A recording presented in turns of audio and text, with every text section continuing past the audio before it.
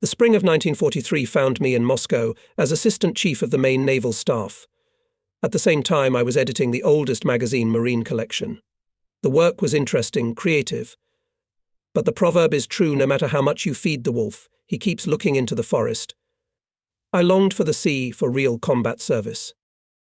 On May 6th, late at night, there was a phone call. I picked up the phone and heard an unfamiliar stern voice. "Rear Admiral Pantaleev." "Yes, it's me," I answer quietly.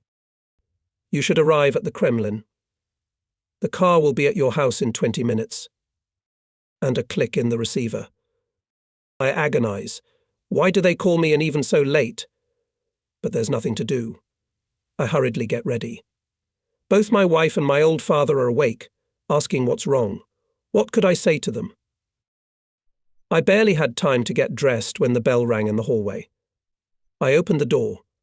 A tall, neat major in the uniform of the NKVD troops saluted me. The car is waiting. A trip through the night city of the war era has little appeal. The streets are dark, no lights, no living soul. Only with a rumble passing oncoming military vehicles. The major is silent, I am silent too. We passed Arbat, Red Square, a little slowed down in the Spassky gates of the Kremlin and further. We stopped at a dark entrance. I walk through the poorly lit lobby, climb the stairs. The large reception room is flooded with bright light. After the darkness of the night, it cuts my eyes. 2 lieutenant colonels are sitting at a table with many telephones, talking quietly. One of them indifferently throws me.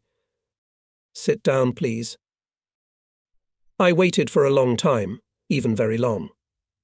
Finally, I was summoned. I entered a vast room. Behind a long bare table covered with a green tablecloth sat people, many of whom I knew only from their portraits, members of the Politburo, commissars. I must admit that I was a little confused. There was a lonely chair against the wall. Someone pointed it out to me. "Sit down, comrade." I sat down. The tall, slender People's Commissar of the Navy, NG, Kuznetsov, with his hands behind his back, silently stopped not far from me. Apparently, a serious and important conversation was taking place here. Everyone's faces were tired and gloomy. The silence was broken by AI. Mikoyan. "Comrade Pantaleev, have you ever sailed on the Volga?" "No, Anastas Ivanovich, I haven't." Mikoyan smiled. "Didn't you take a ride on the Volga even once on vacation?" "No, I have not been on vacation, and I have not ridden on steamships." There was a long pause. The eyes of all looked at Kuznetsov. He blushed slightly, went to his chair, took his hands on the backrest. "I have already reported to Comrade Stalin that I have no specialist riverboatman, but any military sailor must cope on the river. That's why I suggested the candidacy of Rear Admiral Pantaleev." He fell silent. The other participants of the meeting were exchanging opinions in a low voice. A few minutes later, Kuznetsov and I were in the car. Dawn was already breaking. The commissar, who sat in front with the chauffeur, slightly turned to me and asked, "Comrade Pantaleev, did you understand everything?" "No, I didn't understand anything," I admitted. "Only in the commissar's office everything became clearer," the admiral asked me. "What do you know about the Volga flotilla?" I replied that I had heard a lot about the heroism of its sailors in the battles for Stalingrad. "Yes, they really fought valiantly then. But when our troops drove the fascists away from the banks of the Volga, they calmed down. And we here in Moscow weakened attention to the flotilla. And Hitlerites appreciated the importance of the Volga as a strategic communication better than we did." The commissar silently walked along the table and continued with obvious irritation now. With the beginning of navigation, our ships, one after another, began to be blown up by enemy mines, including barges with oil products. For several days, the whole river was burning for dozens of kilometers. And this is at a time when our troops are preparing for a general offensive along the entire front, when tanks, airplanes, ships of the fleet will need a lot of liquid fuel. The admiral sank into his chair. Comrade Stalin is upset and alarmed. At his suggestion, the leadership of the flotilla is changed. You are appointed flotilla commander. Turn in here, tomorrow you and I will fly to Stalingrad. In the morning of May 8th, we left Moscow in a special plane, under the cover of fighters. The People's Commissar of the River Fleet 3.A. Shashkov flew with us. He and NG. Kuznetsov all the way talked about the upcoming cases. The airplane chattered a lot, and although I was used to the rocking, but here it was not like at sea, to distract myself somehow I looked out the window. A muddy blue ribbon appeared below. Is this the Volga? Where can ships sail here? The airplane landed. The wind carried clouds of fine red dust over the airfield on the outskirts of the city. It flew from the ruins. The city didn't exist. Where once there had been factories and dwellings, there were charred iron skeletons and piles of bricks. Here, too, one could see broken, overturned guns. We arrived at a large debarcadero, a floating wharf. In one of its halls the meeting began.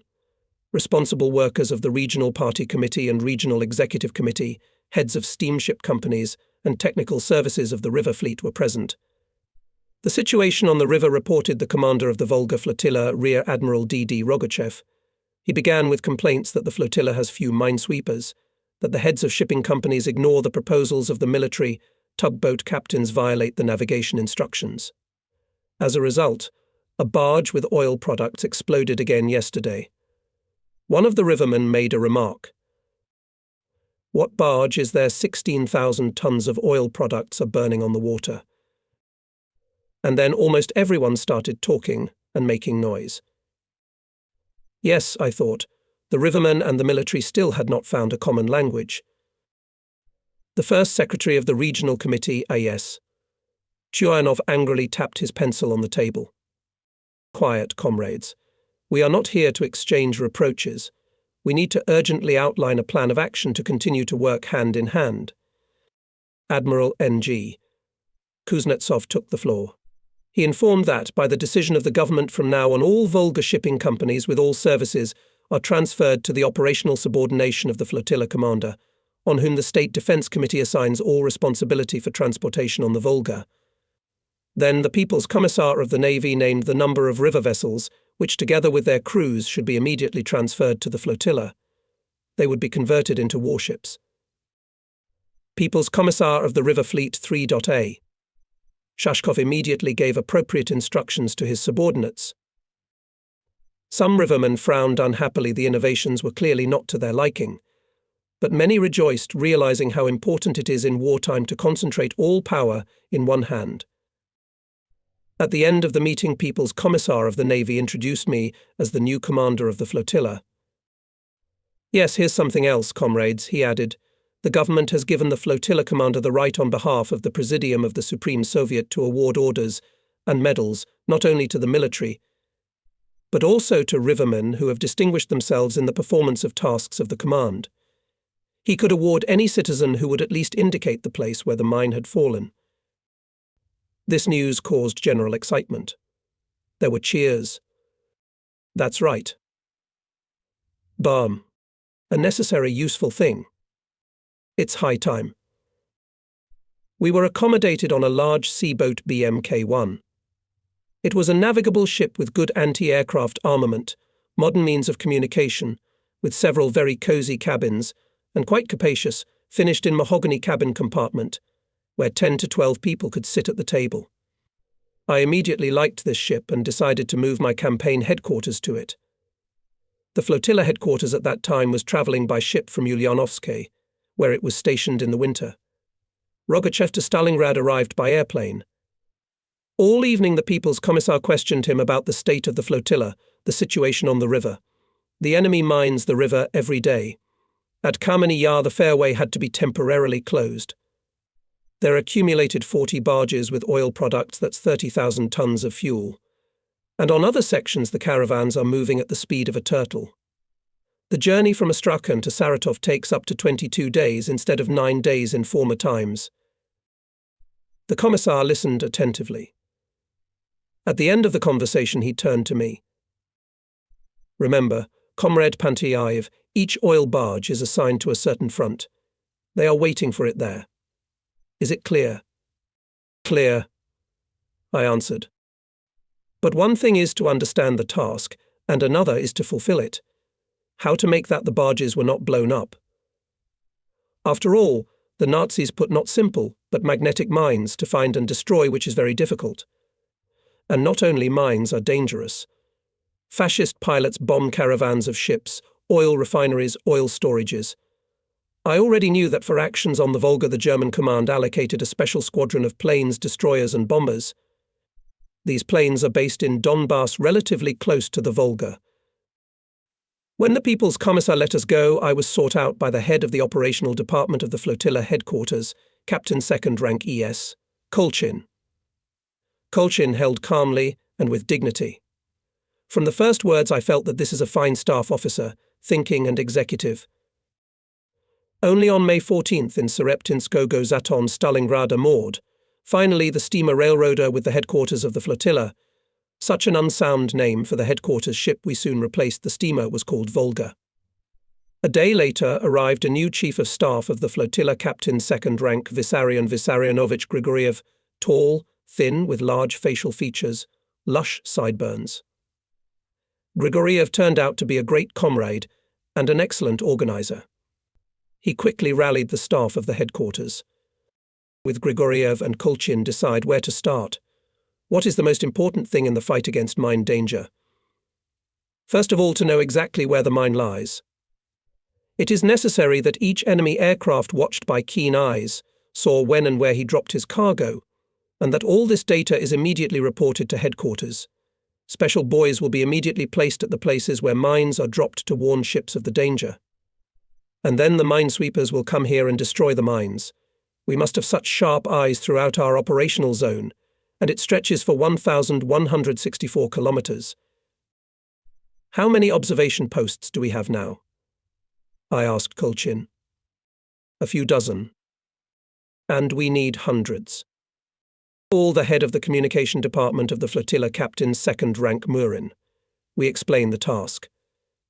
At first he grabbed his head, but then he promised to think about it. I must say that Murin and the chiefs of communication areas, Colonels Riani and Gavrilov, quickly understood us and turned around. By the end of May we already had 424 special observation posts, provided with reliable communications. And if we take into account our voluntary helpers, cormorants, Komsomol members of the Komsomol Sovyakim, the number of observation points exceeded 700. A.S. Chyanov, the secretary of the Regional Party Committee, helped us a lot. Having learned about our needs, he turned to the district party committees. Soon we found both people and necessary materials.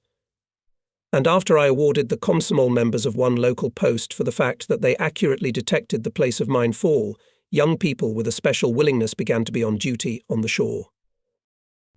The assistant of the chief of political department on work among Komsomol members, Senior Lieutenant M.I.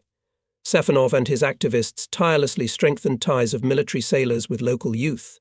Sailors taught young workers and collective farmers semaphore alphabet, so that in case of what each of them could send a message to the nearest ship or communication post by flags, taught to recognize silhouettes of enemy planes, quickly locate the places of falling mines. At our observation posts people served differently in cadre sailors, signalers, and green youths just drafted into the Navy, and girls who volunteered for military service. Going by boat along the river, we with the newly appointed member of the military council, Captain 1st Rank N.P. Zarembo on the way looked at the posts, brought newspapers, mail, checked the organization of service, talked to people. A post on a deserted riverbank was memorable. There served a petty officer of the second article, a very young shy guy, and 3 girls Red Fleet officers, recent students of the Moscow Technical School of Communication. We found the post in exemplary condition. The logbook was neatly kept. The instruments were kept in the best possible condition. The order was exceptional in the dugout. Here in every detail felt a woman's hand, bunks neatly tucked in, white cast duvet covers, on each nightstand napkin, and on it a tin can with a bunch of flowers. We checked the knowledge of the girls, made them work with a signal light. All the personnel of the post received an excellent grade. In a good mood we were about to leave, as suddenly the post foreman appealed to us with a request to listen to him personally. We returned to the dugout. The petty officer tightly closed the door and, worried, said, Comrade Commander, I earnestly ask transfer me from this post. I can no longer. I looked and could not believe my eyes just before the guy was cheerful and businesslike, and now his face was flushed, his voice trembling. What happened, petty officer? I asked with surprise. With the girls I can no longer. They serve faithfully, but they do not recognize military discipline, and in general. I order Navy girl Sokolova, pump the water out of the dinghy, and she replied, Senyoka, you've already said that. I'll finish my laundry and pump it out. I explained to her that I'm not Seneca for her, but the commander. And she says, don't take offense, Seneca, and so every day. The member of the military council and I looked at each other. Saying goodbye, I said to the girls. Comrades Red Fleet, your post is in order, but you should obey the petty officer, address him according to the regulations. Remember that he is your superior. No way, Comrade Commander, objected one of the girls. How could we offend our Seneca? He is a wonderful fellow, our Seneca. Let's go back to the ship. I'm still indignant, and Zarembo is laughing. There's nothing to be done, he says. We have to change the commander. We had to transfer Seneca to another post, and to the Muscovites to send an elderly petty officer sergeant, wounded in the Black Sea, and came to us from the hospital. He immediately instilled in his subordinates respect for discipline. Looking ahead, I will tell you that hundreds of girls' Red Fleet soldiers served in the flotilla signallers, anti-aircraft gunners, nurses and orderlies. Reviews about them were the best. They worked diligently, characterized by neatness and discipline. Many of them were awarded orders and medals. The daughters of our people, Muscovites and Siberians, Ukrainians and Northerners, left a glorious memory of themselves. They made a worthy contribution to the fight against the enemy. The staff developed a fundamentally new scheme of organization of the flotilla. Any organizational form should correspond to the task, which is solved by the military team. The new Chief of Staff rightly noted that in the fall of 1942, when the main task of the flotilla was to assist ground forces in the defense of Stalingrad, the headquarters tried to keep the ships closer to themselves, concentrate them in one fist. Now the task is different to clear the Volga from mines and ensure the safety of navigation for hundreds of kilometers. This requires dispersal of forces throughout the operational zone. So we divided the Volga into 2 combat areas headed by the commanders of trawling brigades. Each area in turn was divided into 4 combat areas. In the center of each area was stationed a division of minesweepers with its headquarters rear, means of communication and hydrography. As a result, wherever a mine fell, the decision to destroy it was taken immediately. The commander of the battle area, aka the commander of the minesweeper division, without waiting for instructions from above, gave the necessary orders. On the spot he knew better whether to close the fairway and look for a bypass or immediately organize trawling. The business of senior chiefs only to check the work and provide assistance. The results of reorganization were not immediate. I remember well, on May 16th in the morning I had to report to the People's Commissar the scheme of the new organization of the flotilla, and 5 minutes before that the gunboat Red Digeston was blown up on a mine and died. Since I took command of the flotilla, it was the first loss.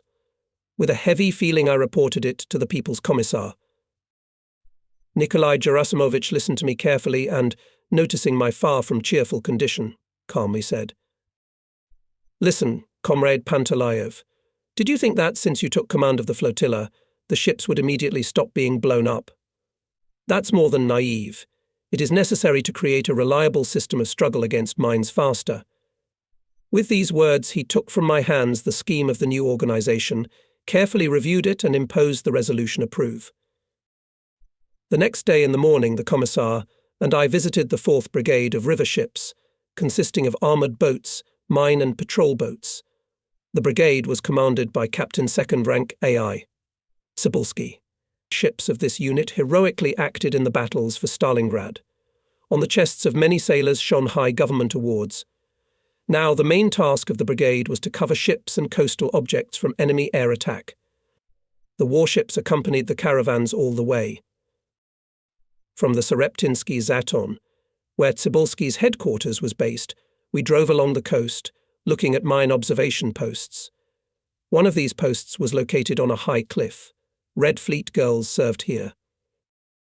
The commander of the post, petty officer of the second article, tall, slender, confidently approached the admiral and clearly gave the report required by the statute. "And now, comrade petty officer, report the situation," said the admiral. The girl, without hesitation, listed what caravans with oil products went up the river, how many and where the Nazis put mines at night in this area. "And can you show me where the last mines fell?" The girl turned to face the river and stretched out her hand. "Do you see, Comrade Admiral, a red tank? There lie 2 mines." She wanted to add something else, but suddenly in that place rose a high column of water and mud. A deafening explosion came to us. We were, of course, astonished. "However, you know the situation perfectly well, Comrade Petty Officer," said the Commissar, smiling. "Thank you for your service." Why did the mine explode? Even specialists could not answer this question. There were various assumptions. Maybe the strong current put some iron object on the mine, or maybe because of a malfunction the mine fuse went off early. But we were once again convinced of what a complex and insidious weapon we are dealing with. Saying goodbye at the airfield, wishing me every success, the Admiral said, "Do not forget for a minute the Army, aviation, fleets are waiting for fuel. To deliver it on time is your main task. Try to work amicably with the rivermen. Raise all the people to defend the Volga. Local party organizations will help you. Strengthen ties with them." Returning to the flotilla headquarters, I contacted the rivermen. Soon we came to the head of the Nizhny Volga shipping company MN Chibotov, the head of the Volga tanker N. Romashchenko and his deputy VI. Sokharin, the head of the Volga Basin Railway Administration VP. Sibin. Everyone was in a gloomy mood. Immediately they began to air their grievances against the military sailors. There were many reasons for grief. The transportation plan is not fulfilled, the caravans are already going slowly, and we delay them on the way every now and then. It turns out that it's all the fault of military sailors. No, it won't work that way, I say. We are solving the same task, and we have to act together. I tell my comrades about our intentions and possibilities and ask, "What do you suggest?" They say one thing. We must speed up the movement of caravans. But how? Comrades are silent thinking. To melt the ice, I'm the first to propose. What if on the most difficult parts of the river, we will allocate our most powerful gunboats to help the tugboats? Then it will be easier for the caravans to overcome the fast current. It would be great, picks up Romashchenko. The conversation has revived.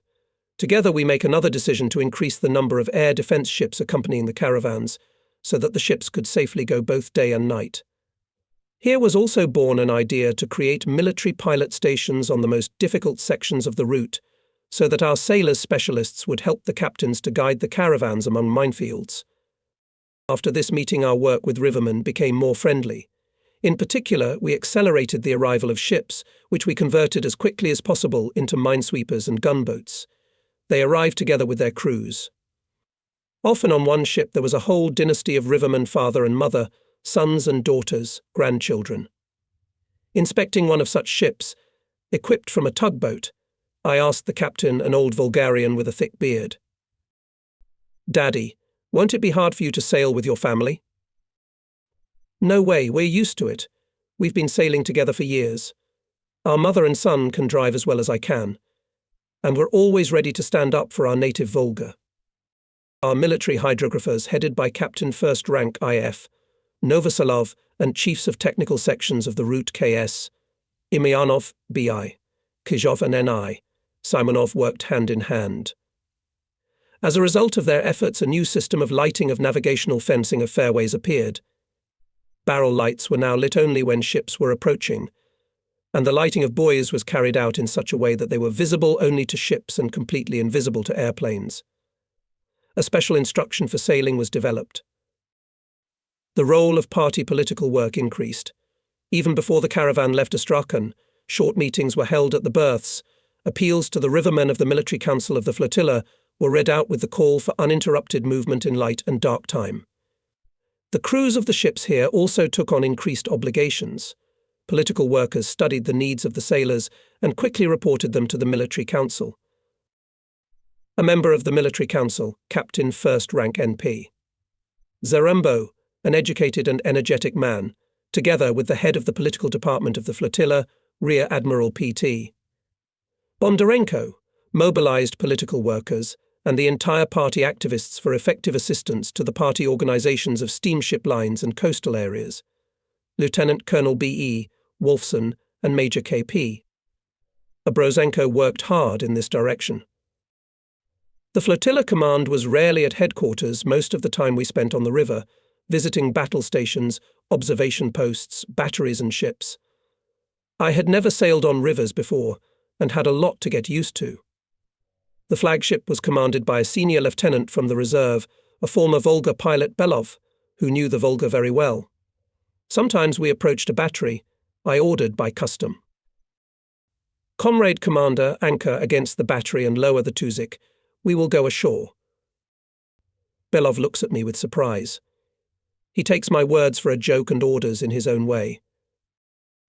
Vasya, he says to the helmsman, take half aboard to starboard. And you, Mikhailo, this is already addressed to the bosun. Prepare the tug over there under that birch. The boat rolls quickly to the right and burrows into the coastal bushes, so that almost the whole ship is hidden in the greenery, moored by the bow cable to a tree. I reprimanded Belov for his panache with his subordinates, eventually taught him the statutory conversation, but he could not get along with the expression half aboard and give the tippet. Well, we never anchored in the seaward way. At first we had unexpected misunderstandings with local comrades. Once the Chief of Staff Grigoriev put in front of me a note from a district policeman from the village of Dubki. I read, "Your military boats detonate very strong charges to silence fish, which is poaching and is strictly punishable. It's both funny and sad. It means that we have not reached all villages and hamlets with our explanatory work, if some places take the destruction of mines as poaching. I order the commander of the combat area to find the author of the message and invite him to the minesweeper to see with his own eyes the work of sailors, and convinced of its importance. We study the tactics of fascist aviation. Every day in the evening a German scout flies in to find out where the caravans are going and where our air defense forces are. Then, already in the darkness, two groups of airplanes show up at a low altitude. One is coming with onboard lights on, with an obvious desire to attract the attention of our searchlights, anti-aircraft gunners and fighters. These planes follow along the river against the current, do not miss an opportunity to drop bombs on our batteries and air defense ships to bombard them with guns. In a word, they try to create more noise. And at the same time, another group of destroyer planes is descending aside and with engines off, almost silently flying along the stream, sticking to the meadowbank, so as not to give themselves away by shadows on the river surface. In the silence of the night, the pop of a parachute is heard, followed by a splash. Having dropped its cargo, the plane continues to fly over the water, diverting attention while others drop mines. It's a pretty tricky tactic, but we figured it out quickly. Hydrographers Captain Lieutenants V.P. Grek and Jai Bashilov had an idea to install false buoys away from the fairway. They consulted with II. Zimin, the foreman of the situation area. He, it turns out, had already thought about it himself. In a short period of time, by efforts of sailors and rivermen, dozens of sites with false navigation situation were created. Cormorants, A.K. Vednetsky and I and Sitnikov worked on it with special zeal. Many did not believe in our idea, saying that it was very primitive, that the fascists were not fools. What was our common joy when on the first night German pilots dropped their entire mine cargo on one of these false fairways? The military council ordered the officers' hydrographers, 3 tankers, and a large group of rivermen and Red Fleet men with high governmental awards. Among the awardees was senior Boyman M.V. Plokhutenko, who for 20 days accident-free led through minefields and narrows more than 40 caravans, Boyman V.A. Treshev accurately identified the location of 18 enemy mines. If for the whole year 1942 the enemy dropped 50 mines into the river, then only for May 1943 we recorded the fall of 364 magnetic and magnetic acoustic mines. They had different multiplicity from 2 to 16. This meant that the minesweeper had to pass over a mine up to 16 times to make it explode. This, of course, slowed things down, and Moscow kept hurrying to speed up transportation. Almost every night the People's Commissar Nikolai Gerasimovich Kuznetsov called. "How are things going? Where are the caravans?" Not without pleasure I report that the barges are going without losses. So far none of them has not been blown up on a mine or sunk by a bomb. Often Anastas Ivanovich Mikoyan also called. He demanded exact figures. How much fuel was transported per day? I always had the data at the ready. I immediately called the amount. And in response I heard a soft but insistent. "Not enough, Comrade Pantelayev.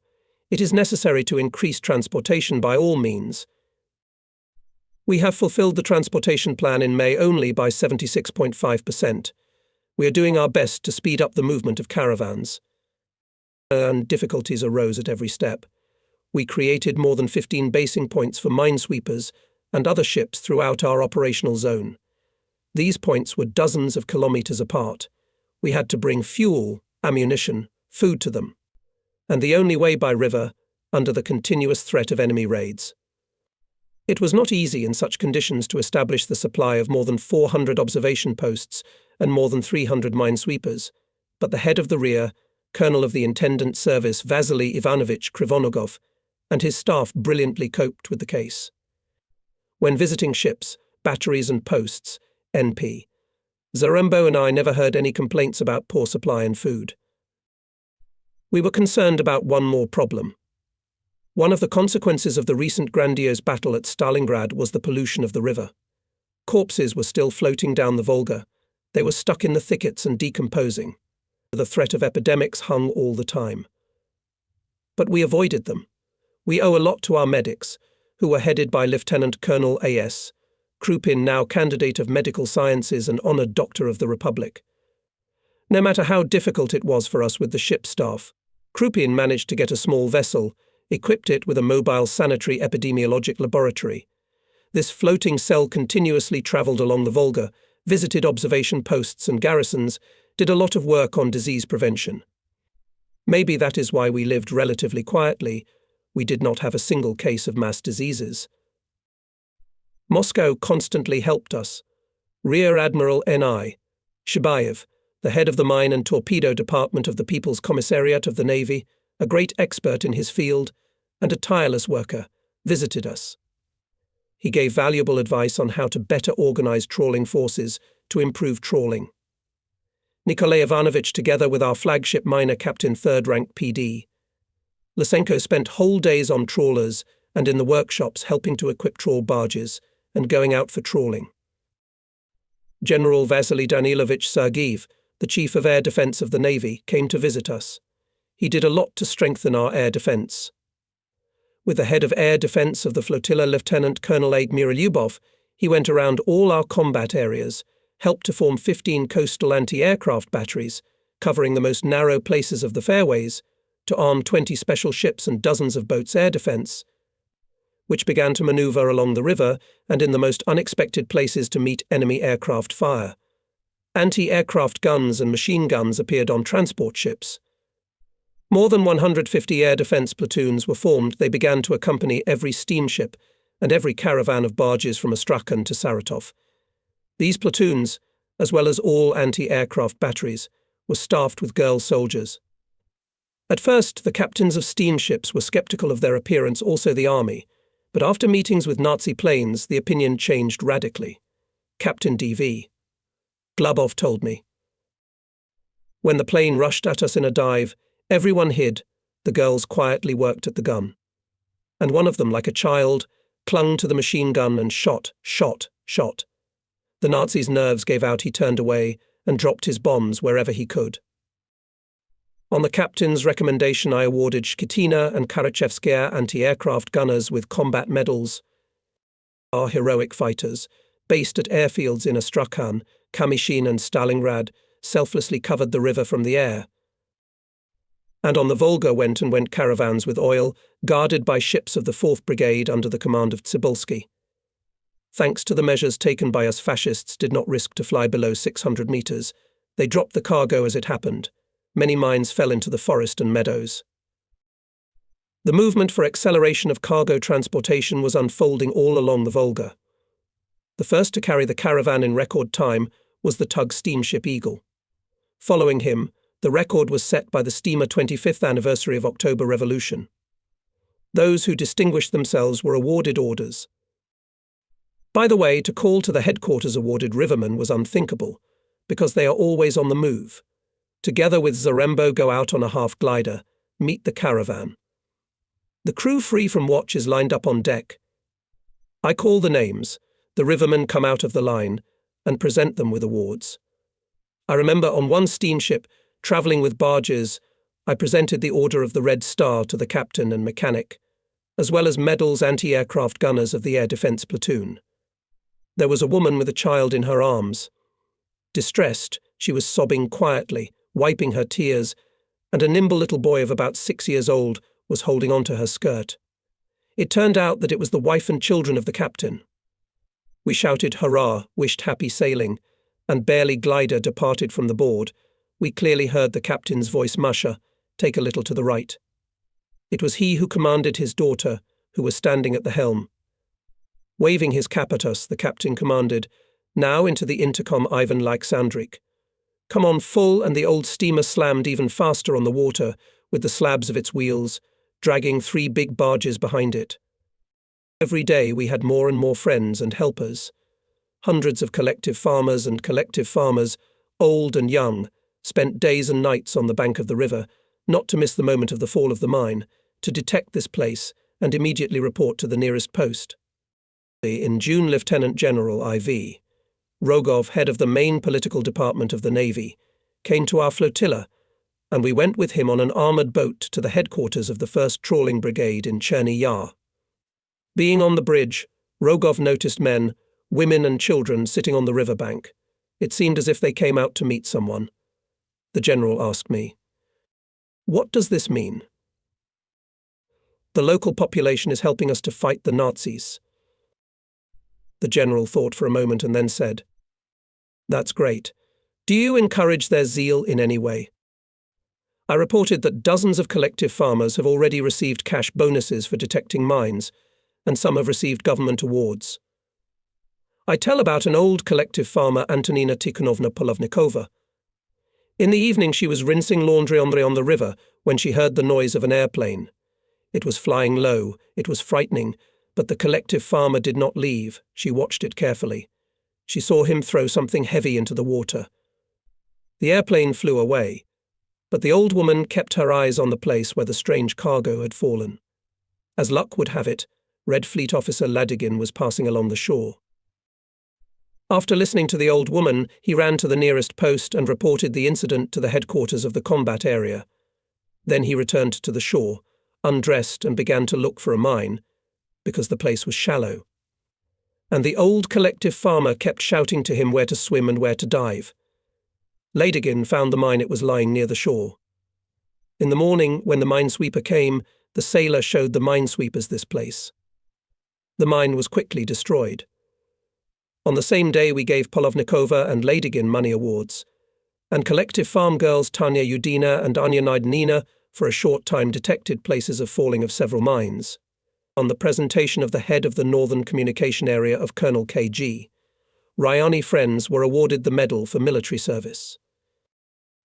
I also told about the fact that recently the buoys began to report mines fall with some special sound. At first we thought that the Germans started to use new weapons, but the cormorants found the bound pieces of rails and barrels with stones dropped from airplanes. We thanked the rivermen for this discovery from the bottom of our hearts. Otherwise we would have trawled here and wondered why the mines did not explode. This is how simple cormorants exposed another enemy trick. "Do not be stingy in encouraging such people," said IV. Rogov. Our boat moored at Arkhtuba, the headquarters ship of the 1st Trawling Brigade. We were met by the brigade commander, aka the commander of the 1st Combat Area, Captain 1st Rank PA, Smirnov, an old Baltic Bolshevik, an active participant of the October Revolution. Now he is an excellent mine specialist. Smirnov is stingy with words but greedy for work. He did not hide difficulties but did not complain about them. With pride told the brig about the military valor of commanders and sailors of minesweepers. Ensign II, Skobelev, Chief Petty Officers MM Iosevich, V.S. Kampanets, Petty Officer of the First Article IM, Simonov have on their account not only destroyed mines but also shot down fascist airplanes. Motorist Petty Officer of the First Article SP. Zhukov has mastered the second specialty machine gunner. Recently the boat minesweeper had to fight with a Nazi airplane flying low over the water. Zhukov was wounded several times, but did not let go of the machine gun. He shot until the enemy plane crashed into the water. "Where is Zhukov now?" Rogov asked. "In our infirmary," answered the head of the political department of the brigade, Captain First Rank ID, Blenov. Doctors counted 10 wounds. But the petty officer begged not to send him to the rear. Friends visit Zhukov every day. He asks how the repair of the boat is progressing, and jokes, "Let's see who will be repaired sooner, the boat or me." "Yes, with such heroes you can roll mountains," said General Rogov. Soon we noticed that the Germans began to drop fewer mines. Not that the stock of them dried up, or the enemy was convinced that we learned to quickly disarm these weapons. But bombing raids became more frequent. It became known that the enemy twice bombed factories in Gorky. He had not touched us yet, and, as it turned out, not for nothing. On June 2nd, fascist aviation made a massive raid on the Kursk railway junction. The Germans lost 145 airplanes. By the way, among those shot down were also Heinkels, previously flying to the Volga as destroyers. So bad things Hitler's aviation, we thought, if it has to use specially equipped destroyers in the role of conventional bombers. But it was too early to rejoice. On June 12th, about 50 Junkers bombed Saratov. The message about the appearance of enemy planes we received from air defense posts in time, so our fighters had time to fly out to intercept. Bombers flew in groups. One of them was heading to the railroad bridge over the Volga. Our artillerymen and anti-aircraft gunners managed to defend this most important strategic object. Another group of German planes bombed the cracking plant and caused some damage to it. In the reflection of the air raid played a big role in the artillery of the ships of our 3rd Brigade of cannon boats. Its commander, Captain 2nd Rank PD. Sergeyev, who was the senior marine chief in the area, quickly dispersed the ships on the roadstead. They were firing at the airplanes, covering the oil barges and the bridge. When we, leaning over the operational map, passed the actions of our troops to repel the enemy raid, Chief of Staff of the flotilla Grigoriev said, "Fascists, this not quite successful raid will probably not be limited. We need to cover Saratov more reliably, especially the railroad bridge." The head of the operational department, Kolchin, proposed to form another, 9th, combat area in the area of Saratov. I decided to send to the disposal of Sergeyev additional division of smoke boats, a detachment of armoured boats and 2 floating anti-aircraft batteries. The plane went to Saratov flotilla flagship chemist Captain 2nd Rank Zemlyanichenko. His task to organise smoke of the bridge and other objects in case of an enemy raid. Our assumptions were justified.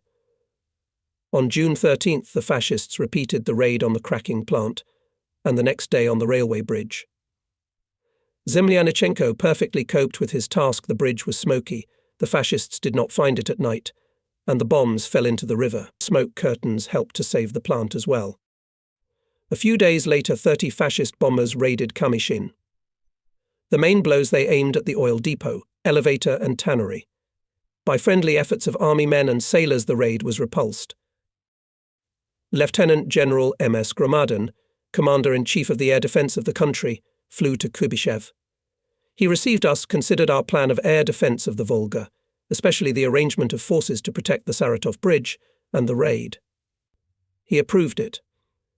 At parting, the general with a smile remarked, "Since the sailors have taken up the defense of the bridge, we can not worry about it." We were flattered to hear these words, but we realized that they obliged us to a lot. Without delay, we immediately headed for Saratov. At the crossing, we received a report that last night fascists again bombed Kamyshin.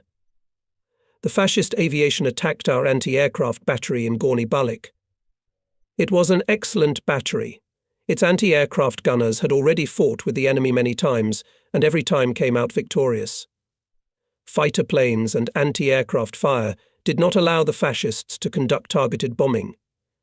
Neither the city nor the ships at the roadstead were harmed. The senior naval chief in Kamishin was Captain 2nd Rank VA. Krinov, commander of the 2nd Minesweeper Brigade, a man of determination and energy. There were also division commanders to match him.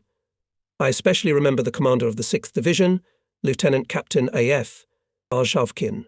He was day and night on the river, going from ship to ship. Having learned about the approach of enemy planes, Arshavkin managed to pull up his ships to the roadstead, and they also took part in the reflection of the raid. I will note at once, VA. Krinov showed himself a skillful organizer, worked amicably with the rivermen. And the results were evident. He was the first to finish the battle trawling and cleared the mines from the shallow fairways of his area. On the same night of June 19th, we learned from our neighbours sailors of the Caspian flotilla that the fascists bombed Astrakhan, set fire to the oil barge and floating fish factory. The submarine Lenin, reflecting the raid, hit a Nazi bomber. The crew landed on the water and tried to escape on an inflatable boat. A fishing motorboat passing by took the Germans prisoner. Among them was Major Klias, the commander of the destroyer squadron operating on the Volga. He was a hardened fascist. His chest was decorated with 4 iron crosses. He behaved violently. The fishermen had to deal with him. In the fight, Klias was killed. He had with him a map with all flight routes to the Volga. It was a very important document for us. We congratulated our neighbours on their good luck. We arrived in Saratov in the afternoon of June 20th. The boat was camouflaged in the greenery near the eastern shore. We listened to the report of Captain 2nd Rank Sergeyev about the air defence measures taken by him and went around all our ships. The mood of the sailors was combative. They again and again checked anti-aircraft guns and machine guns. Railroad bridge light tracery string hung over the river. Trains with ammunition equipment, troops were continuously running along it. Here came the ways from the Urals, Central Asia, Siberia. Not in vain the fascists were so hungry for this bridge. Dusk came. The city was quiet. Not a light. The darkening was excellent, but still sometimes short whistles were heard when policemen or military patrols noticed a glowing gap somewhere. Our ships were included in the general plan for the defence of the city. It was almost completely dark when several barrage balloons rose into the sky. Not enough, I thought. I remembered a whole forest of balloons looming in the sky above Leningrad. There was silence on the river. Our ships lurked, guns looking into the sky. From the shore post came an air raid signal. They're flying.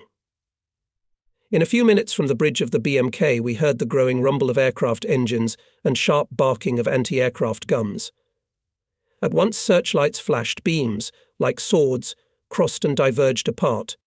The bursts of shells were overhead, but no airplanes could be seen. From the noise we could tell that they were coming in waves. It was reported that our fighters are in the air. But they could not be seen either, and it was impossible to make out anything in the darkness. Only blue stripes of searchlights were visible. I looked towards the bridge. It disappeared in the veil of smoke screens put by the ships. Nikolai Petrovich Zarembo spoke quietly. It is good that there is no strong wind, the veils stand still. And Zemlyanichenko was good dense smoke put. Around the boat heard gurgling. It was falling fragments of anti-aircraft shells. Comrade Commander, you violate the uniform, carefully noted the commander of the boat. Zarembo and I obediently put on steel helmets. All the ships fired. Our BMK-1 was also firing. The sailors assured that they could see airplanes well at the points of crossed beams. We could not see anything from the bridge until flare bombs hung over the city like chandeliers. They were dropped by fascist planes, which nevertheless broke through the fire screen. Anti-aircraft guns hit the chandeliers too. But it is not easy to hit them, and they burn for a long time, slowly descending. The Germans are dropping bombs. They do not see the bridge. The bombs fall on the east bank of the river, on the city of Engels. There are fires there. Unfortunately, the fascists broke through to the cracking plant. A deafening explosion rumbles. The night is illuminated by a bright, blinding light. It exploded almost empty gasoline storage. In the city there were also a few pockets of fire, but they were quickly extinguished. Very soon everything began to subside, silenced anti-aircraft guns on the shore and on the ships. The most important thing for us is the bridge. How is it? It's still intact. The searchlights are going out, but the alarm is still not going off. How many planes were there? It's always hard to know at night. They said there were about 100, but I think it was less. In the morning we went around the ships. Almost every commander assured us that his sailors had shot down an airplane. And on the shore smoking wreckage of only 2 junkers. It's a pity there weren't more. And who exactly shot down, whose cannon is not so important. It is important that everyone shot well, because only 7 or 8 airplanes broke through to the city. The others dropped their cargo far from the target. In the regional party committee, where we went before leaving Saratov, we were thanked for the reliable defence of the bridge. We left the division of smoke screeners in Saratov. He stood there for a long time, but the fascists did not appear anymore. Apparently they were concentrating their aviation on the Kursk Bulge, where the main events were brewing. And caravans with oil products for our army kept coming and coming. The enemy could not stop this endless flow. At the end of June, the fascists again began to pelt the Volga with mines and bomb ports and caravans. We replenished the air defence equipment of Sergeyev's and Tobolsky's brigades, and yet the voyage became more and more difficult and dangerous. The thing is that the low-water summer water recession was coming. It became more difficult to find bypass fairways in the river. The speed of the current was increasing, so we could not fulfill the June plan of oil transportation. We were consoled only by the fact that all 700,000 and more tons of oil products loaded in Astrakhan were delivered to their destination without losses. In July we added more minesweepers and intensified trawling. The main low-water fairways were opened, which shortened the way for ships. We strained every effort to increase oil transportation. The decisive offensive of the Soviet troops on the fronts was approaching. Moscow demanded more fuel.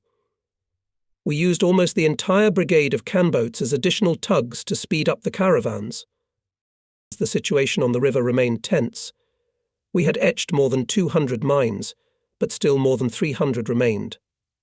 The demagnetization of ships at a special station in Saratov, unfortunately, did not give a full guarantee, especially in low water, when the fairways were shallow and ships had to go in close proximity to mines. And there were cases of detonation of warships. A heavy impression was made by the destruction of a small minesweeper. Not a trace of the ship was left. The explosion was of colossal force. The mine lay in a shallow place, and to all appearances, the minesweeper passed over it. This suggested the idea of launching a trawl barge in front of the minesweeper. The first to use this method was Midshipman Deryabin, commander of the trawler of the 4th Division. It worked. Several mines were detonated.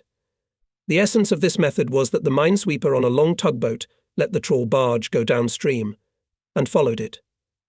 It was not always possible, especially at the turns of the river. The barge was always going off the intended course. But gradually we learned to control the trawl movement on such sections as well. All divisions picked up Deryabin's method. It was important that failures did not discourage people, but on the contrary, made creative thought work. In this sense, our newspaper for the native Volga did a lot, which skillfully picked up and spread everything new.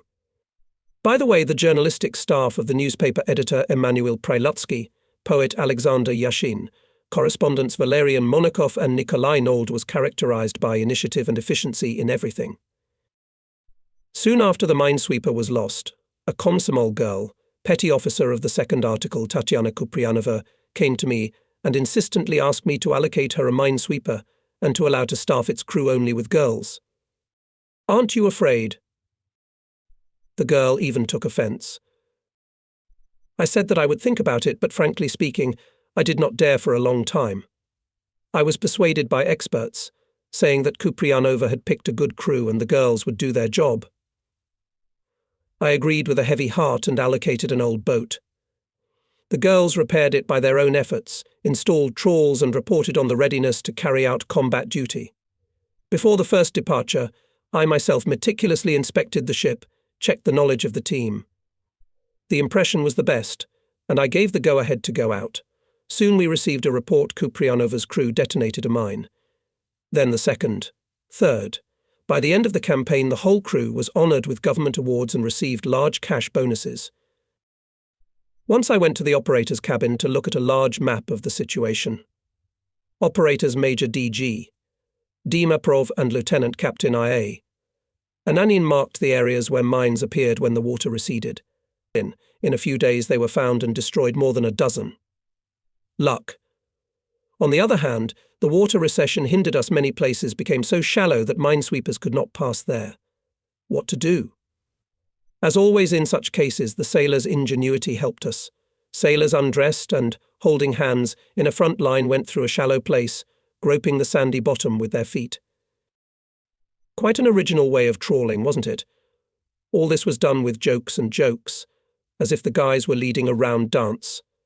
Theoretically, the mine could not explode if even stepped on, because the human body does not have a magnetic field, but still it was a mine, not a watermelon or a melon. What if it was a contact mine, exploding at the slightest touch? And to look at such trawling was quite disturbing. But I chased away the gloomy thoughts, admiring the healthy, tanned bodies of cheerful, never dull sailors. Fortunately, there were no accidents, and we found plenty of mines. In early July, the Battle of Kursk began. Having repulsed the German offensive, our troops struck a powerful blow. On August 5th, Orel was liberated. On all ships listened to the radio rumble of the first victory salute during the war.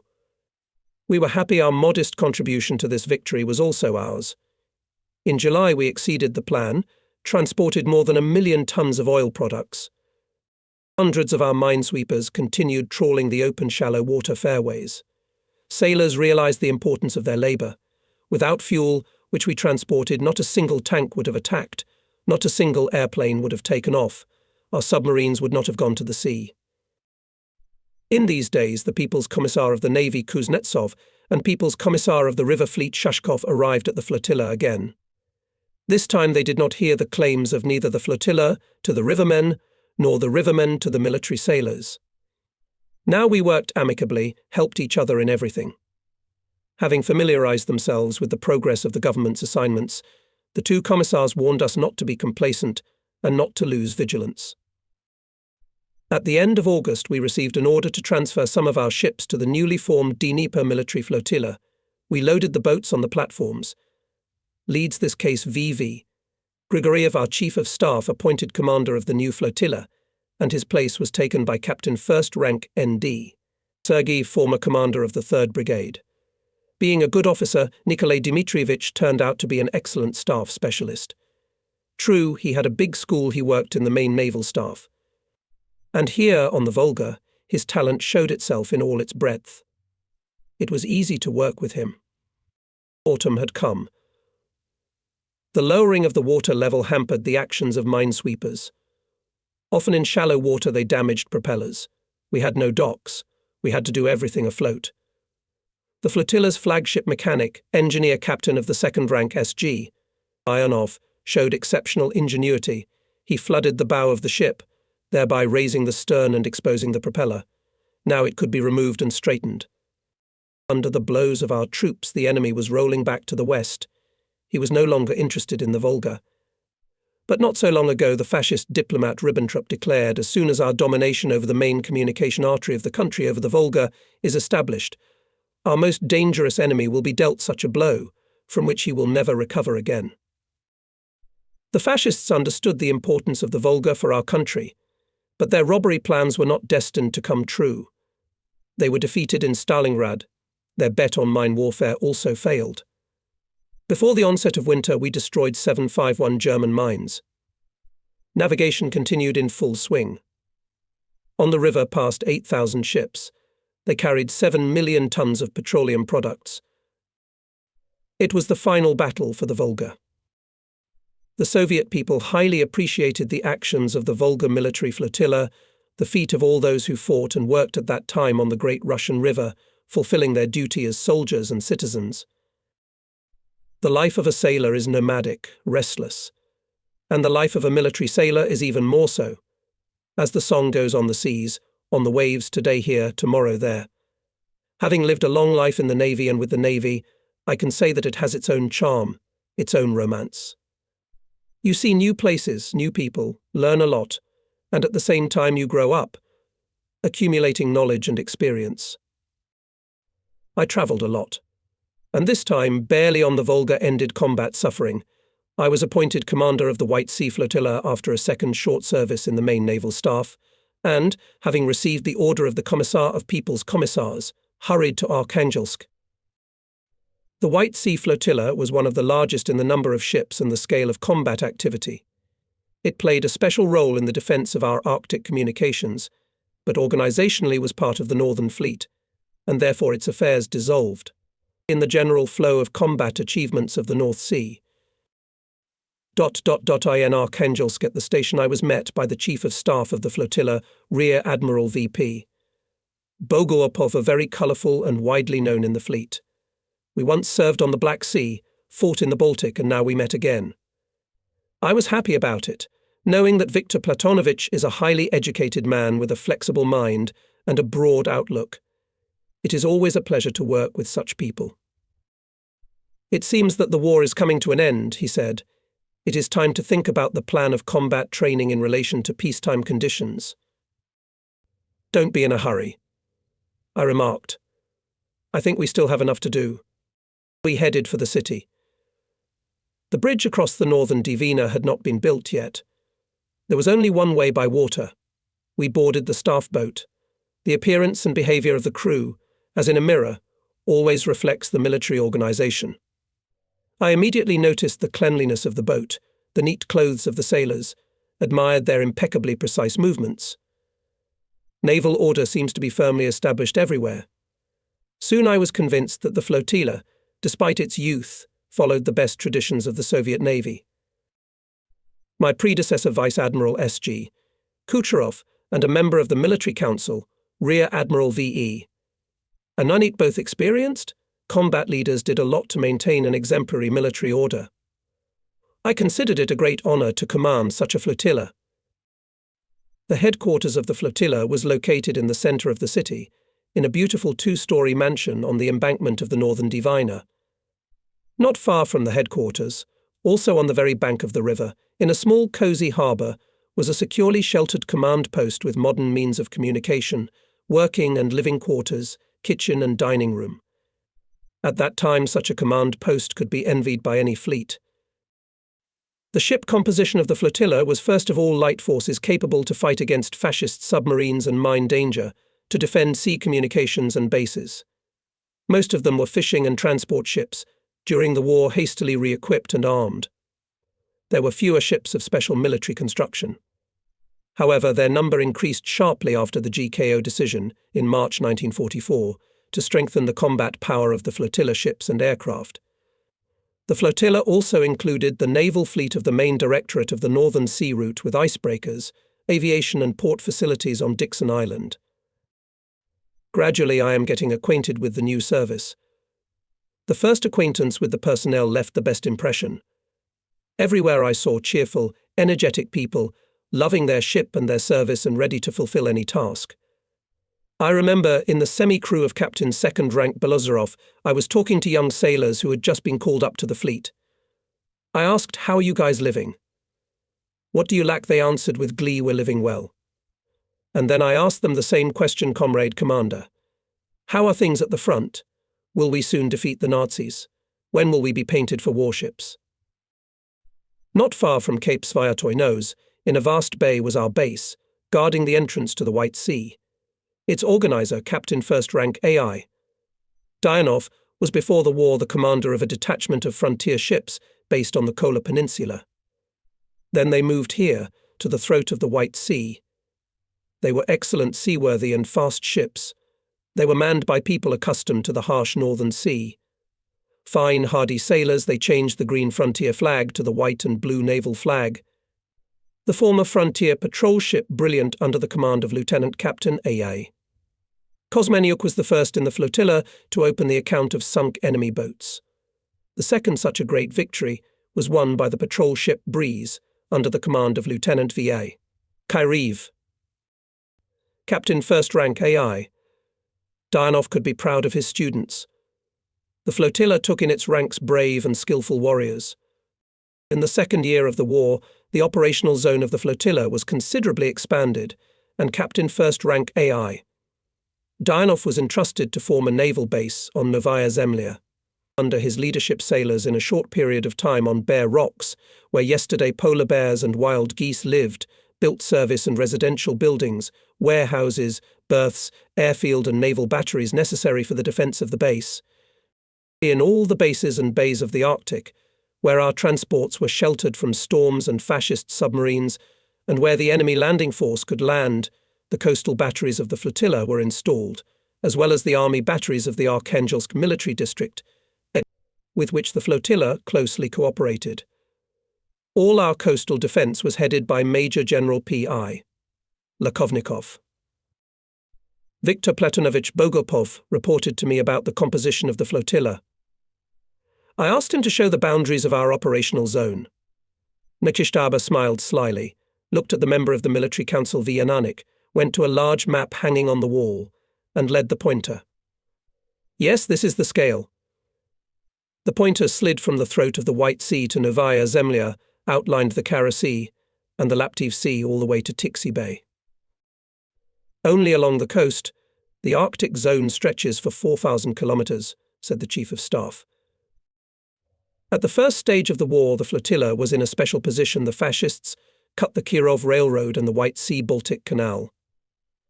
Allied convoys with military cargoes from England and the USA could be unloaded only in Arkhangelsk.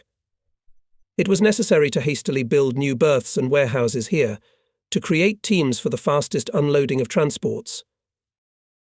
The first convoy of 7 transports arrived in Arkhangelsk without losses on August 31st, 1941, and by the end of the year 10 more convoys passed safely to both sides. The fascist fleet in the north was not very active at that time. The fascists threw all forces on the land direction, seeking to capture Murmansk and Arkhangelsk, the main ports through which our maritime communications with the Allies. But the enemy's plans collapsed. All the war ports in the north remained in our hands. Convinced of the failure, the Nazis began to concentrate their naval forces in the fjords of northern Norway, with the task of disrupting our communications. We had to improve the system of convoy service. In this direction, much was done by the flotilla's military transport service department headed by Captain First Rank Bogiev. It was an educated and enterprising officer. The scale of the convoy service was increasing. If in the first year transports from Arkhangelsk in convoys went only to the Novovozomelsk Straits, and further, to the Kara Sea, went independently, in 1944, to counteract fascist submarines we had to extend the convoy service not only throughout the Kara Sea, but also beyond its limits, to the Laptev Sea and to the islands of Komsomolskaya Pravda. Each of our transports was assigned a naval officer as a military assistant to the captain and a special military team consisting of commanders, machine gunners, signallers and radio operators. The formation of these teams, associated with the incessant movement of people, as well as the creation of unloading teams on shore, required a lot of organisational work, with which excellently coped with Captain Second Rank Babinski. Outwardly slow, but in fact fast and hasty, Babinski had time to visit everywhere, to see and eliminate problems. The commander of a small convoy was usually appointed senior of the commanders of escort warships. The command of especially responsible convoys was entrusted to someone from the commanders of formations or chiefs of staff of naval bases. Often in this role were the Chief of Staff of the Kara base Captain Second Rank Vasiliev, commanders of compounds Captains Second Rank Kutenko, Dudarev and Agafonov. When I took the flotilla to command large convoys headed for the Arctic, most often entrusted to the commander of the Arkhangelsk Ovra, Captain First Rank Napyavchenko, a fine sailor, strong-willed and determined. Despite frequent and persistent attacks of fascist submarines, Pyavchenko conducted convoys without losses. He willingly went on any campaign, which sometimes lasted for many weeks. We were not spoiled by the weather-cold autumn storms caught the ships on the passage and battered them for weeks. Our men withstood everything. I remember Pievchenko telling me, "You go 1 day, 2 days. Nobody bothers you." Suddenly, the acoustician shouts over the trumpet, "I hear a submarine on the right, 45 everything on the bridge, goes into motion at once." I command right rudder. I give the course, the miners rush to the bombometers. But I can't see or hear the boat. Contact is lost. And the minesweeper coming from behind has raised the signal enemy submarine and is turning away. We hear the deafening explosions of depth charges. The ship shudders a little. All eyes of signalmen and officers are fixed on the water. We're looking for a torpedo trail or a submarine periscope. It is very unpleasant not to see the enemy, but to feel that he is somewhere very close, just waiting to hit you in the side with a torpedo. Even in the frost it gets hot. I unbutton the collar of the raglan. 10 minutes pass. Little by little we calm down. And in an hour or two everything starts again. And so every day. Not always the trip ended safely. In August 1944 in the Kara Sea, the commander of the convoy, Captain First Ranker .3. Shmelev. He was on the TSH 114. The fascists in this navigation began to use hydroacoustic electric torpedoes, which rushed without a trace at the sound of the working propellers, pursued and caught up with the ship. It was very difficult to evade such torpedoes. Theoretically, it would be necessary to stop the course, but it is not always possible, because you do not know what torpedo attacks the enemy. The loss of the minesweeper made us sad. But our determination did not shake. Sailors began to study the tactics of the enemy even more thoroughly. It was found that at the end of the Arctic navigation with the appearance of ice in the Kara Sea, fascist submarines moved to the southeastern region of the Barents Sea in order to intercept convoys on the approaches to the throat of the White Sea. We took this into account and strengthened the protection of convoys. On October 24, 1944, our convoy was on its way from the Kara Sea to Arkhangelsk. In the area of Kanin Noz, it was attacked by several fascist submarines. Among other ships, the minesweeper TSH 116, commanded by Lieutenant Captain B.A. Babanov, was guarding the transports. Sailors of this ship in August witnessed the death of their comrades on the TSH 114. They were burning with a thirst for revenge against the enemy. Having detected the submarine, Babanov resolutely went on the attack and dropped a series of bombs. Apparently the boat was damaged and lay on the ground. Accompanying the convoy, anti-submarine aircraft found an oil slick on the water, descended and dropped a few more depth charges, followed by a patrol ship, small Hunter Mo 251, and finally, destroyer Doblesny bombed the area. The solar stain blurred, air bubbles burst out of the depths, and then some wooden debris floated up. Rejoiced by the luck, we immediately reported to the fleet headquarters, and using the direct telephone with Moscow, also to the People's Commissar of the Navy. But from Polyarny and Moscow we heard the same question: where are the proofs that the boat was destroyed? Some days on the surface kept oil circles and burst air bubbles, but all this was not yet considered irrefutable evidence of the boat's destruction, and there was no need to take offence at the superiors. What to hide? Because often combat reports on enemy losses sinned, to put it mildly, inaccuracies. We ourselves forced the higher command to demand solid confirmation of the results of the attack. And it had to happen a week later, while following the next convoy in the same area. TSH 111 and TSH 113 again attacked a Nazi boat. On my new report again in the telephone receiver sounded, "Where is the evidence?" But this time everything was in order. We sent to the area of the attack destroyer Daring, which had reliable sonar. Inspecting the battle site in detail, our sailors found both submarines lying on the ground, once again dropped depth bombs on them. Wooden objects and the corpse of a Hitlerite floated to the surface. Now we with full right reported 2 enemy submarines were sunk. There is material evidence. I with satisfaction signed award lists for orders and medals to our modest heroes, officers and sailors of minesweepers. By the way, at Babanov it was not the first victory. On August 26, 1941, the hydrographic ship Nord disappeared. The commander of the Kara base, Captain First Rank SV. Kozelev, sent airplanes and one of the best minesweepers in the base TSH 116 Babanov to search for it. Several days of fruitless search for the missing ship continued. And on September 5th, in the morning, sailors found a submarine near Mon Island. Babanov opened fire from multi-barrel bombometers. After the fourth salvo boat went down, various objects floated up. Soon divers arrived and found on the ground German boat U-362 with 5 large holes in the hull. Among the sailors who were honoured with a high government award was a young man from the minesweeper TSH-116 Volodya Kotkin. I handed him a newly established medal Yushakov in memory of the outstanding Russian admiral, who glorified in the 18th century our fleet in naval battles in the Black Sea and the Mediterranean.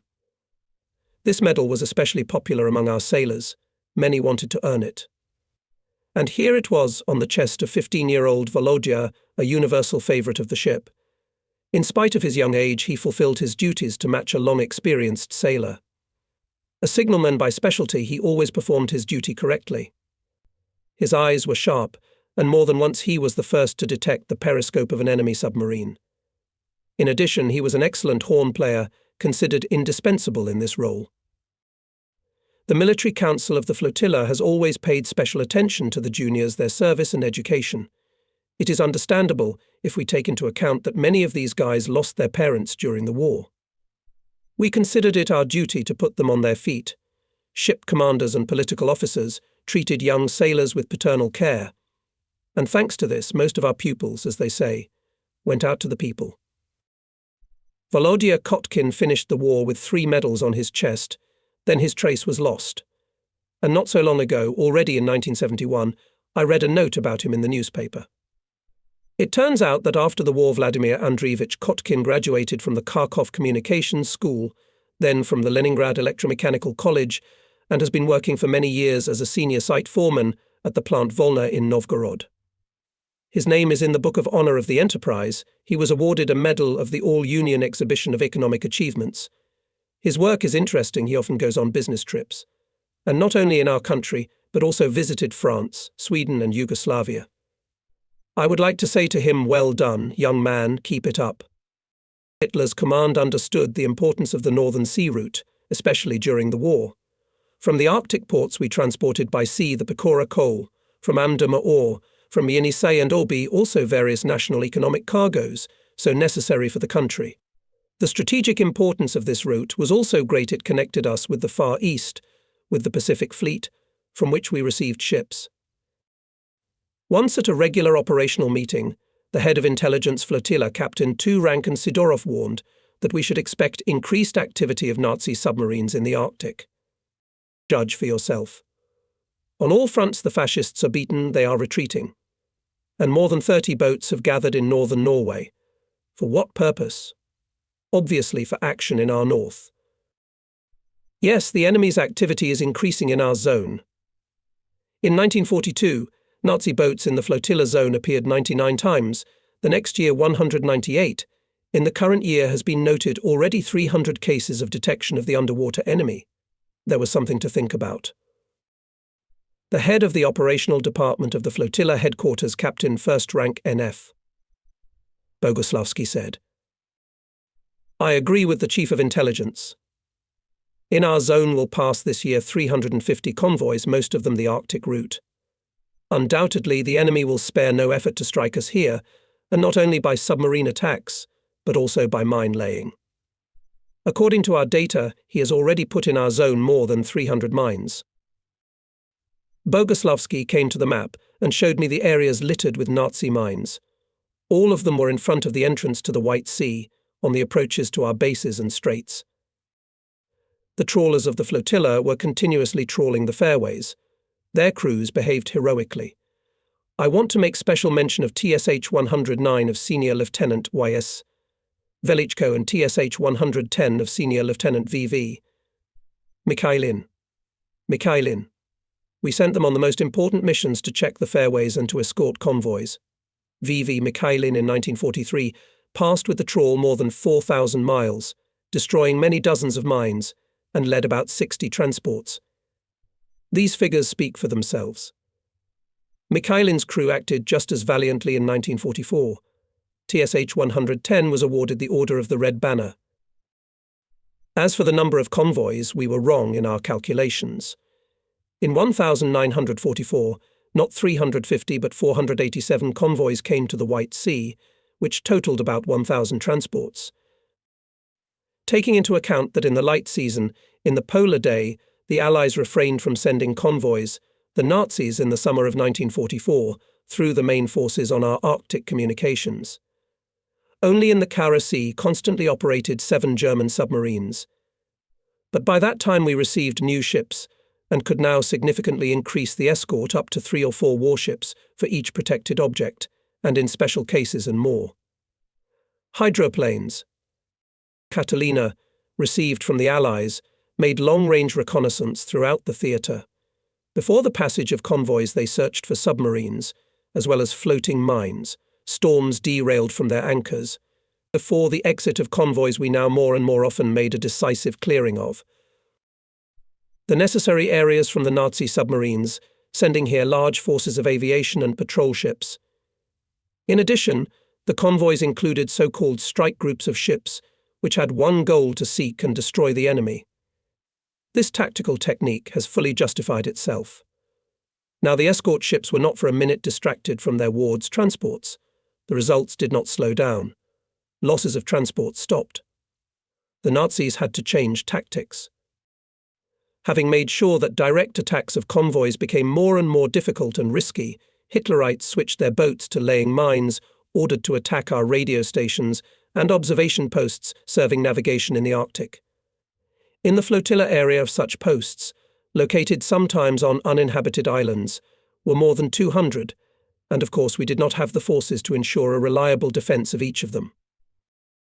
One morning at the end of September, Captain First Rank Krasnoselski, the chief of communications of the flotilla, and Captain Second Rank Golosin, who was in charge of anti-submarine defence issues in the headquarters, came to me. Both of them looked anxious. "Your comrade commander," said Krasnoselski, "the observation and communication post at Cape Sterligova, transmitting a weather report, urgently asks to urgently report the locations of convoys. Something is not right here." I invite Bogoarpov. Let's look at the map.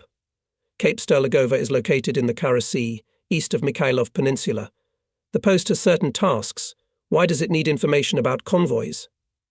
Our battery is on the Mikhailov Peninsula. From it to the post is more than 100 kilometers. It's probably inexpedient to send sailors from it. They'll get there one day.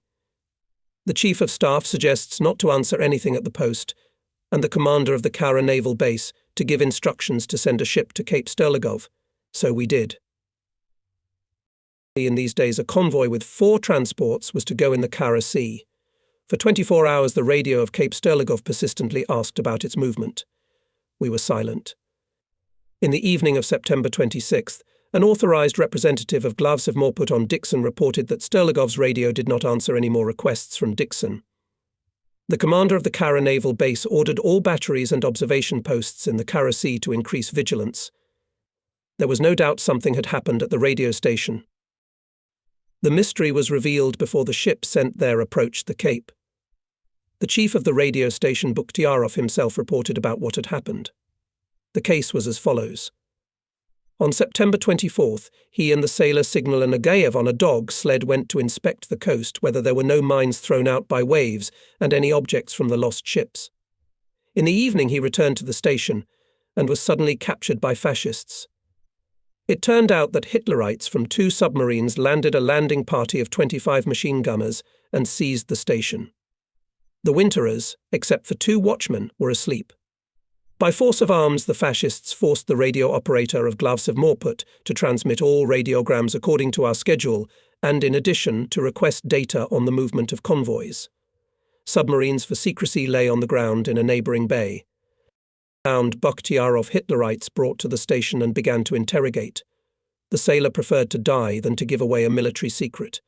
He long bickered with the interpreter Russian White Guard, often repeated, stalling time, scrutinized the situation. Finally, having found a convenient moment, Bukhtiarov fled. Knowing the terrain well, 3 days he waded through the tundra until, completely exhausted, did not reach a neighbouring post, passing about 100 kilometers. The Nazis, in a wild rage, crushed the station, took prisoners with them, and returned to the submarines. They never learned anything about the movement of convoys in the Kara Sea, only forced us to change all the code tables of communication. The repaired station was soon back in operation. As it is known, during the war we received food, armament, military materials from our allies on Lend-Lease. A large cargo flow from America and England went, as I have already said, through Arkhangelsk and Murmansk. Foreign naval missions were established to organize this business and solve many issues related to the stay of foreign sailors with us. Since the British Admiralty was in charge of the convoy service, the British mission in Arkhangelsk was headed by an officer of the rank of Commodore. In Polyarny, at the headquarters of the Northern Fleet, there was the same naval mission, but it was always headed by an admiral. He was subordinate to the head of the British naval mission in Moscow. Such was the system of leadership of the Allied convoy service in the north.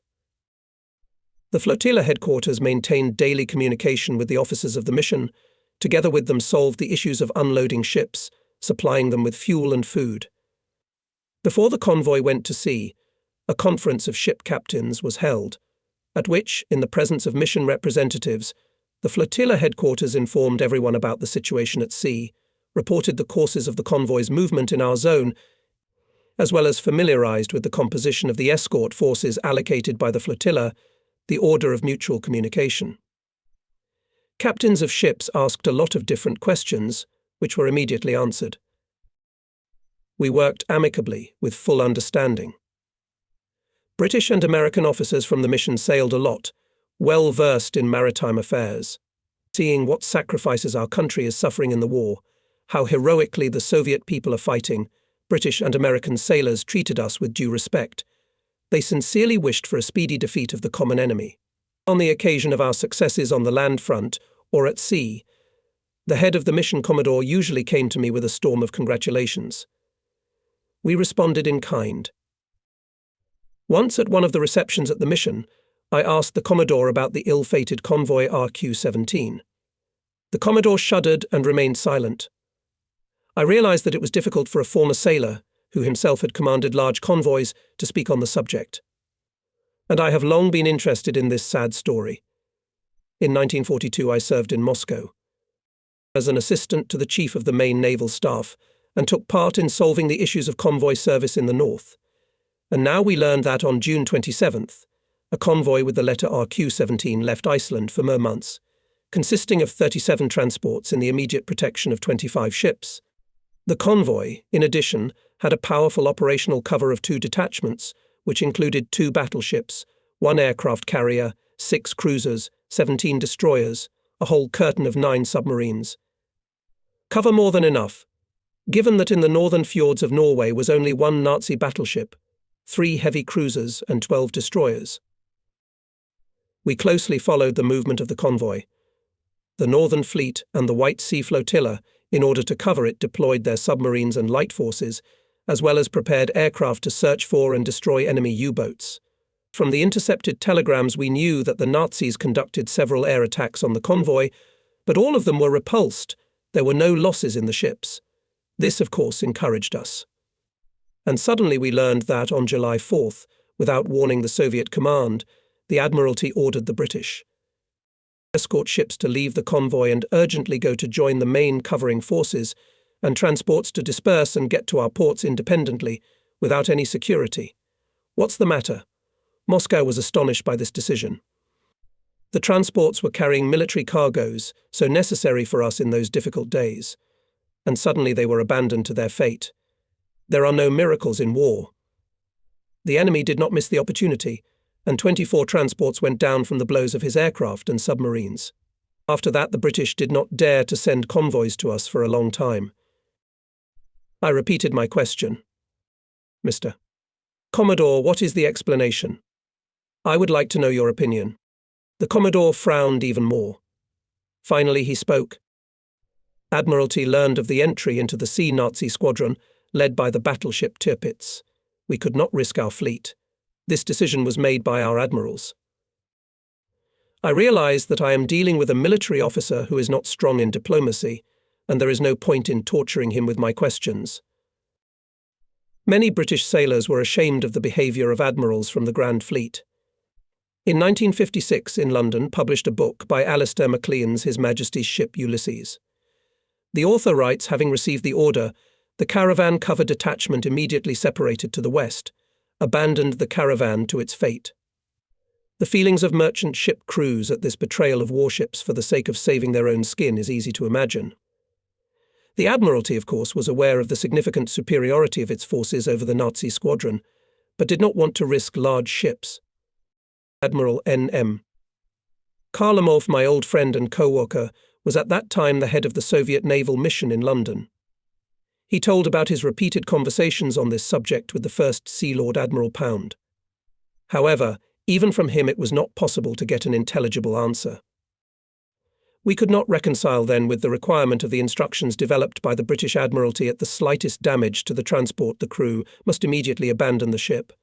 The transport abandoned by the crew was hastily sunk without trying to save the most valuable cargo. Thus, during the defeat of the Convoy RQ-17-5 ships received minor damage that could be easily repaired. They were shot and sunk by their own escort ships. Planes, guns, hundreds of tons of ammunition went to the bottom of the sea. And this during the hottest battles on the Soviet-German front. For 20 days, ships of the White Sea Flotilla and the Northern Fleet collected the surviving ships. 11 transports were found and brought to Arkhangelsk.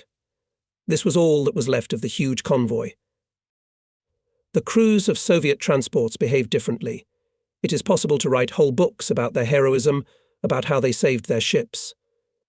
I remember one English captain, the senior in the group of transports, came to me with a visit and, remembering the fate of the Convoy RQ-17, enthusiastically spoke about the courage of the sailors of the Soviet motor ship Azerbaijan. After the attack of fascist aviation, the ship caught fire and tilted. My friend, the commander of the English minesweeper, came to your ship to remove the crew, but the sailors refused to leave their ship.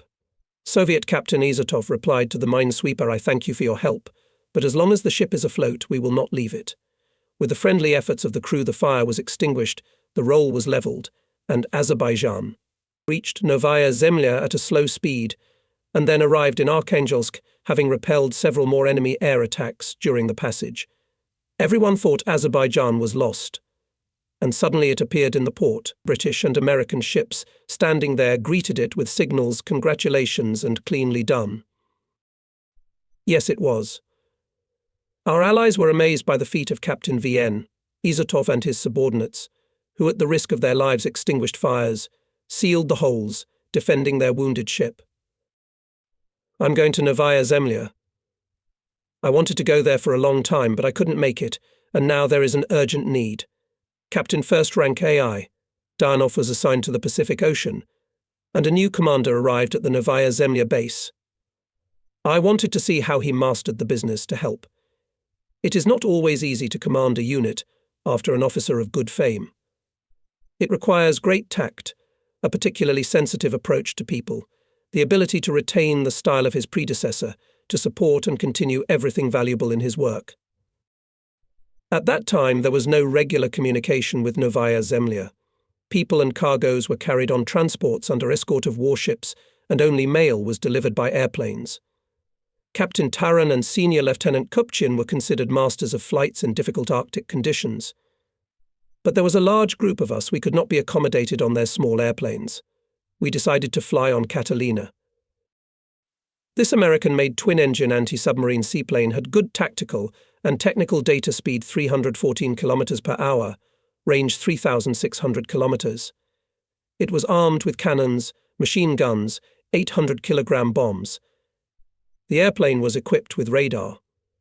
Now these data will seem modest, but at that time we rejoiced, having received an opportunity to replace our outdated single-engine MBR-2 with a large sea machine. Early September morning we arrived at the airfield. The vehicle was a combat vehicle, not designed for passengers, so there were few amenities for us. Major General Pavel Selivistovich Gavrikov, the head of the rear of the flotilla, rather obese in stature, could hardly squeeze through the narrow hatches. I settled down on a mail sack not far from the navigator's table. Major General G.G. Zuber, commander of the aviation flotilla, sat down next to me. Accompanying us officers squatted wherever. Loaded Catalina, humming engines, sailed from the shore. A large lake served as an aquadrome. The car began to run up, all shuddering from the shocks of water. They were so strong that it seemed that the hull was about to be blown to pieces. The blows became more and more deafening. A flag flashed in the porthole, the border of the aquadrome, but the car still did not come off. General Duba frowned unhappily, but the blows stopped. Duba breathed a sigh of relief. Finally, he explained that the airplane is overloaded and there is no wind. That's why they took longer than necessary. Managed the machine deputy commander of the regiment, experienced naval pilot Captain S.M. Rubin. At first everything went well, but the farther away the visibility became worse. Clouds gradually merged into a solid milky mass. The car began to shake like a cart on a bad road, and Duba, looking at the porthole, covered with a white veil, quite said, "Good. Fascists will not find us in this mud. But we are flying without fighter cover. The airplane is cold. We're freshening up. The navigator reports that we're approaching Novaya Zemlya, however, still can't see anything." I asked Duba, "How are we going to land?" Duba is unperturbed. "Don't worry, Captain Rubin will land." The noise of the engines subsided. The airplane lowered its nose. I look at the altimeter. The arrow deviates to the left, past the mark 200, and behind the porthole is still the same cotton candy. I see the commander of the plane turned and said something quietly to General Duba. He nodded in agreement. The faces of both are serious and stern. It turns out that the base commander reported that the bay was covered with fog. Captain Rubin made a bold decision to land in the open sea, and then under the engines to turn into the bay. The altimeter arrow is already at 0. It's a little creepy. But here is a sharp blow. As if against something very hard, the airplane, it seemed, even cracked. Another bump, and then a sharp deceleration. Splashes of water were heard. We had landed after all. The engines were humming again. Faintly visible outlines of the shore appeared in the fog. With jerks, bouncing, the plane skipped into the bay. Yes, not in vain everyone praises pilot Rubin. A small boat approached the airplane. I shake hands with the new commander of the naval base, Captain First Rank DGG. Jakin. I've known him for a long time. He's a submariner. Courageous, judicious, indefatigable, besides inexhaustibly cheerful. Just the kind of people we need here in the far north. The headquarters and political department of the base were located in a one-story wooden house, very well and firmly planted on the high shore of the bay. The office of the base commander was cozy and warm. On the wall is a large map of Novaya Zemlya. Chief of Staff of the base, Captain First Rank PM, Razdobotko reports the situation. The area is large. Novaya Zemlya consists of 2 islands, separated by the Strait Matochkin Shah. The islands stretched for almost 1,000 kilometers. They are up to 100 kilometers wide. On land, a complete lack of roads. Communication between garrisons only by sea. On Novaya Zemlya there are many deep, well-sheltered bays, but at that time not all of them were developed. And although our observation and communication posts were already placed in many places, including even the northernmost point of Novaya Zemlya, Cape Zelania, some of these bays until recently served as a shelter for fascist submarines. When our Novaya Zemlya base became stronger, the uninvited guests began to get hard. Enraged fascists increased attacks on our observation posts and radio stations, put mines in the Straits Matochkin Shah, Kara Gates, Yugorsky Shah, on the approaches to Belushaya Bay. Now we are rich, and we can put out sentries to the most threatened areas, and there are more batteries on the coast. Jamikin told in detail about military affairs of sailors of the base. He is not only a good commander, he is also an inquisitive historian. In a short time he collected and generalized a lot of data about the development of Novaya Zemlya, its indigenous population Nenets, about the heroism of the defenders of the distant region of our country.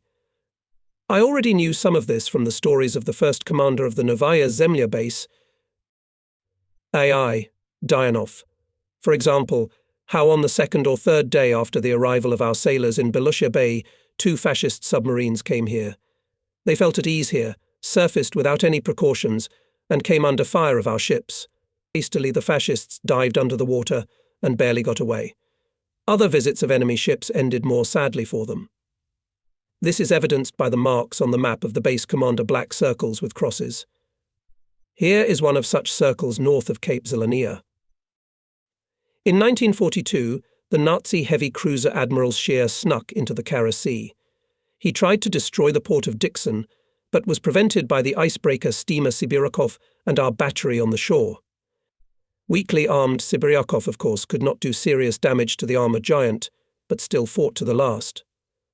The shore battery fought just as steadfastly. Several of its shells reached the target. The fascist raider could not withstand and retreated. Our sailors thought, how could such a large ship penetrate the Kara Sea unnoticed? The straits are controlled by our posts. There was only one way left north of Cape Zelania. Our submarines began to be sent here. Submariners disliked this position. Sailing conditions were difficult, all the time among ice, and not a single enemy vessel was encountered during the whole trip. At the beginning of August 1943, the submarine S-101 came here. It was commanded by Captain Lieutenant E.I. Trofimov. It was the first trip of the young commander, and that's why he was accompanied by an experienced mentor, the commander of the division, Captain 3rd Rank P.I. Egorov, who had previously commanded this very ship. For a week, another third week, the submariners sailed the sea, nothing and nobody. And the crew of the boat is a combatant, on the account of more than one sunk enemy ship. The fruitlessness of the search began to piss some people off. But Egorov remained calm and urged everyone to patience and endurance. Persistence brought success. On the 18th day, acoustician Komsomolets Larin heard the noise of propellers. The commander raised the periscope.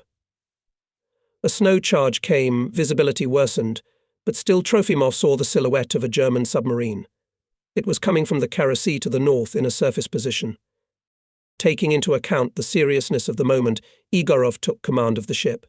He managed to stealthily approach the enemy and release torpedoes.